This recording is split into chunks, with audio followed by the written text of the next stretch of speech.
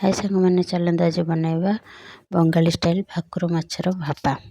तापर मसला प्रस्तुत करिया। मसला नहीं गोटे चमच काजू आउ गोटे चमच पोस्त, तापर आधा चमच धला सोरिष, आधा चमच कला सोरिष आउ आधा चमच रु भी कम जीरा ताको सुखिला आग भलसे बाटिदेवा।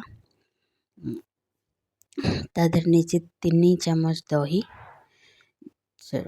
ताकू भी भल से खटा दही नहीं ताकू भी बाटिदेवा। मेन करी हेगला ताप मसला प्रस्तुत जो थे भापा बसैबा गोटे टिफिन नहीं जाइए जो से हिसाब रे से टिफिन रे ताकू मसला को ढाली दबा। तादे दबा टिके सोरष तेल तो भल से फेंटी दबा। तापर भूसरंग पत्र किसी नहीं जाइए। तापर कंचा लंका छोट छोट करके काटिकी ताकू भी नहीं जाइए। तापर पकईदबा टे किसी कलर पर नाल लंका गुंड काश्मीर लंका गुंड। तापर माछ पकईदबा। माछटा टे नरम भजा हे।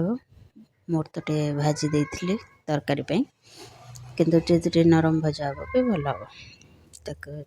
तापर से टिफिन रे देकी ताकू ढांगी देकी गोटे कड़े रे पानी बसैबा। पानी तापर स्टीम करने तादर किसी गोटे स्टैंड देकी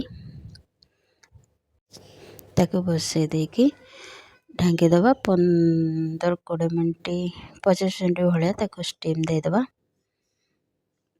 तापर देखा आमर केमती है भाकुर माछर भापा। सब बेले से पियाज रसुण अदार मसला खाई खाई भल लग नाला। आज एमती गोटे नुआ स्टाइल बनई भल खाइबा को भल टेस्ट लगुला। तो आपण मैंने एमती कर नहीं कमेंट रे कहतु। मु तो आज फर्स्ट टाइम ट्राए कर मो वीडियो को सब्सक्राइब करदेवे।